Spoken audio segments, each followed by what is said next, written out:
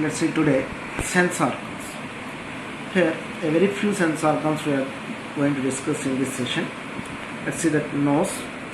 So generally nose that is used to sense the smell, which is having the mucus coated receptors, which are called as olfactory receptors, that are made up of olfactory epithelium. There are three kinds of cells in the olfactory epithelium.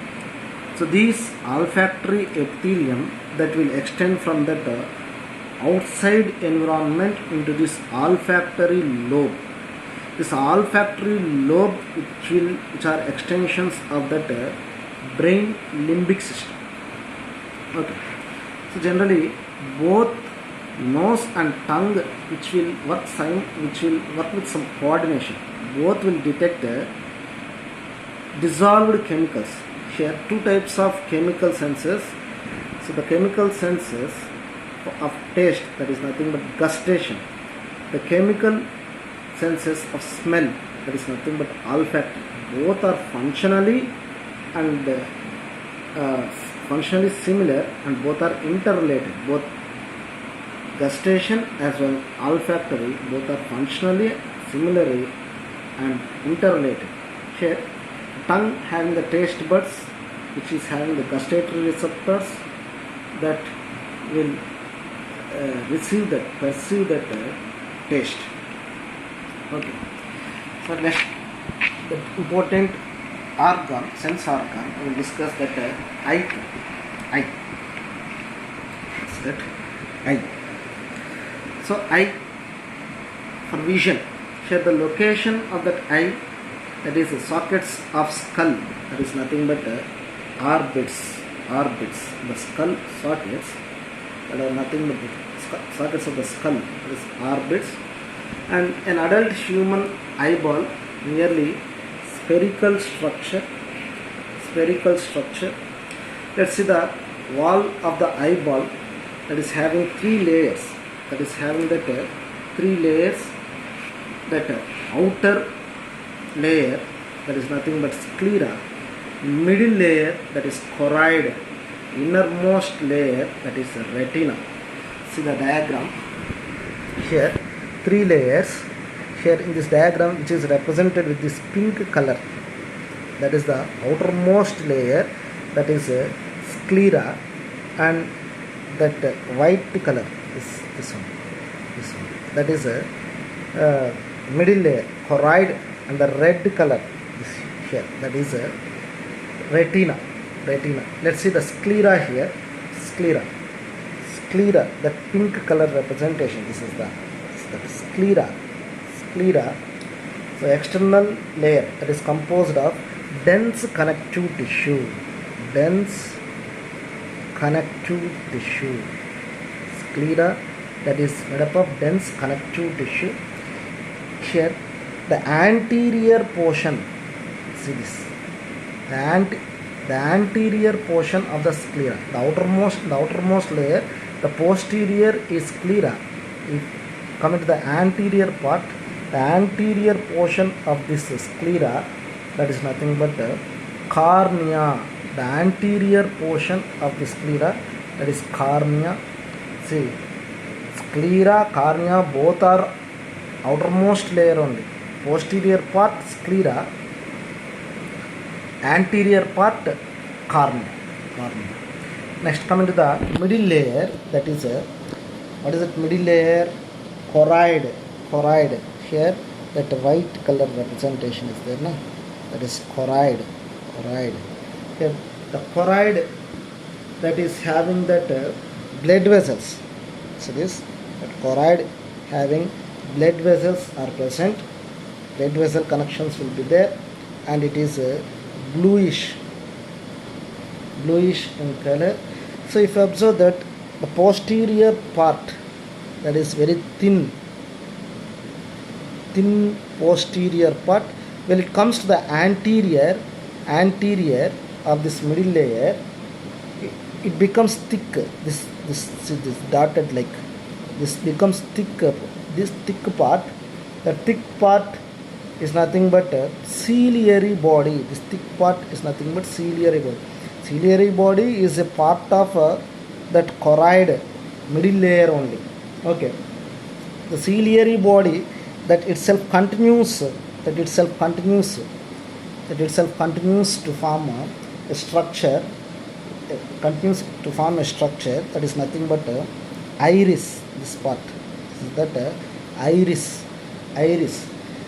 So how the iris, this iris, that iris is pigmented structure. This iris is the iris that is a pigmented structure, and it is opaque structure, and it is visible colored portion of eye.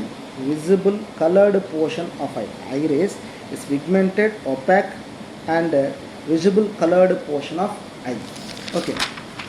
Next, here you see that eyeball contains a transparent crystalline lens is present. Crystalline lens is present, which is held in that place with the help of ligaments. These two are ligaments.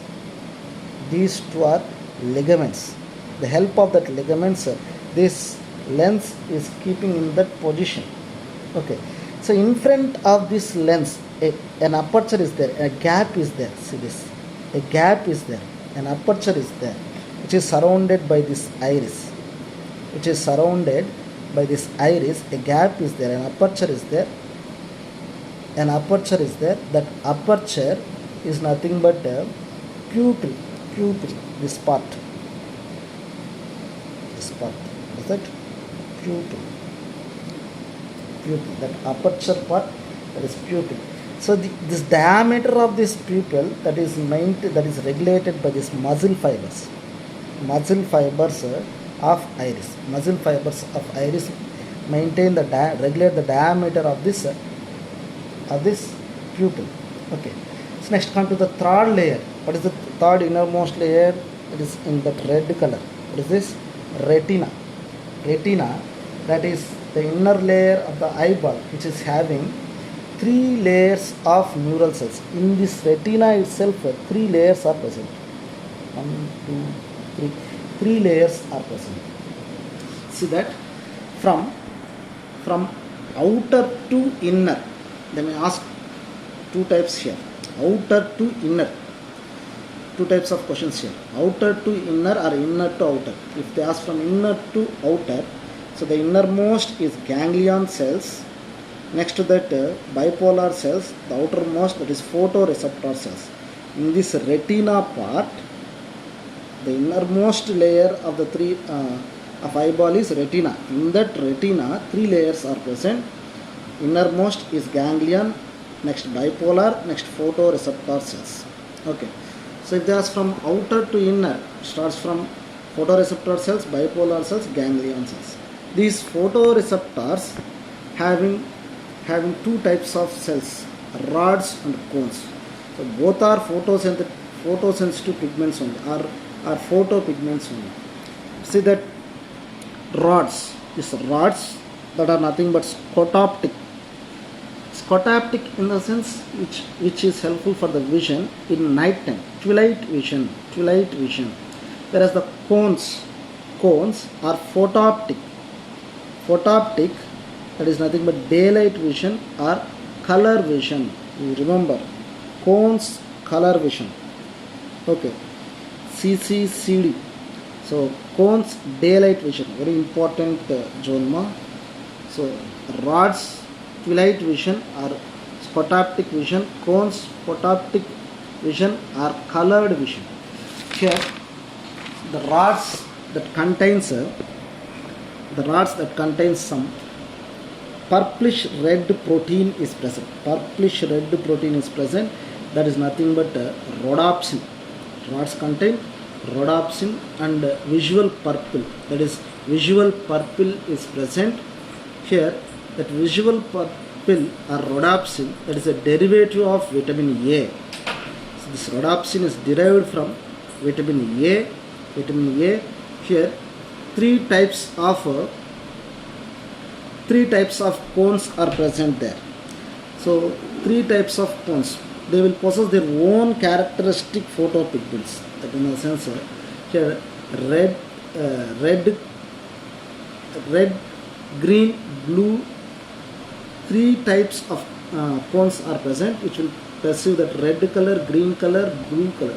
So what is these three colors? These three are primary colors which will produce different types of colors then. So by the combination of these three types of cones, various combination of these cones, that will produce different color sensations. Okay, so if these three, red, green, blue, these three types of cones stimulated equally, then we will feel that sensation, that is white light sensation. White color you can see the combination of these three, red, green and blue color sensation. Okay, at a point, so the optical nerve leaves the eye. The optical nerve, this will leaves eye. Optical nerve leaves eye, whereas the blood vessels, retinal blood vessels here, retinal blood vessel will enter into it. Optical nerve leave the eye and the retinal blood vessel enter into it. So at these two, this optical nerve and this retinal blood vessel will join at a point just slightly above the posterior pole, of eyeball. They will measure at this point. There will be no vision here. At this point, no rods, no cones are present. That is nothing but a blind spot. At blind spot, rods, cones are absent. At blind spot, rods, cones are completely absent. Okay, and so just above this blind spot, that means posterior to this blind spot, posterior pole of the eye, lateral to that blind spot, lateral to this blind spot, at the posterior pole in this part, a yellowish pigmented part, this part, an yellowish pigmented part is present, that is called macula lutea. This is macula lutea. Macula lutea. Macula lutea. So within this macula lutea, a central pit is present. A central pit is present, that is nothing but fovea. Fovea. So within the macula lutea, what is present? A central pit is present, that is nothing but fovea. So here very important regarding fovea. Fovea, that is a thinned out portion of retina. Thinned out portion of retina. And here only cones are present which are densely packed. In the fovea, only cones are present which are densely packed. Where rods and cones both are absent? At blind spot. At blind spot. Only cones present, fovea. Okay. So here at the fovea, here visual acuity, that is resolution is very greatest. Resolution of eye is very greatest at a point, that is fovea. Fovea. And see the diagram here. There is a chamber between this cornea and lens, which is called as aqueous chamber. In this aqueous chamber, a thin watery fluid is present. Thin watery fluid is present, that is nothing but aqueous humor. Aqueous humor is present there. Where? In the aqueous chamber between cornea and lens. Okay, next. Here this, in between this lens and in between the lens and retina, vitreous chamber is present. This place. This place is vitreous chamber. In this vitreous chamber, a transparent gel is present. Transparent gel is present, that is nothing but vitreous humor. Vitreous humor color. Vitreous humor. Okay. Vitreous humor is present. Let's see how this eye works. Eye was mechanism of vision. Mechanism of vision. Okay. See that? Mechanism of vision. So first, the visible light rays falls on that cornea, which will pass through the lens and reach the retina. See this? So here, visible light, it will pass through this cornea, which will pass through this cornea and cross this aqueous chamber and cross this lens and reach the retina. Once it reach the retina, which is having that rods and cones, which is having that rhodopsin pigments. So as light reaches that retina, this rhodopsin pigments is dissociated into retinol and opsin. This retinol, that is an aldehyde of vitamin A. Opsin is a protein. So when rhodopsin is dissociated, that opsin structural changes will occur. Okay, the structural changes occur in that opsin. As a result, there is a change in the membrane permeability. As the membrane permeability changes, as a result, a potential difference is generated in the photoreceptor cells.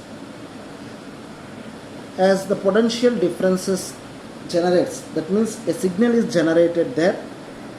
Once the signal is generated, an action potential is produced and it will reach the ganglion cells through bipolar cells. See here, we are discussing retina. We have discussed here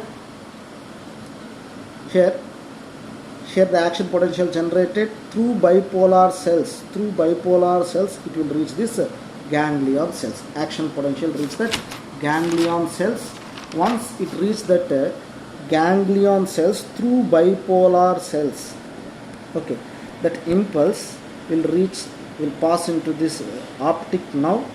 From optic nerve, through optic nerve it will reach the visual cortex area of that brain, where that neural impulse that is analyzed and the image is formed on the retina, and that will be recognized based upon the earlier memory and experience. If you see any image, that experience, if you are already experienced that which is present in the memory, will recollect by your brain.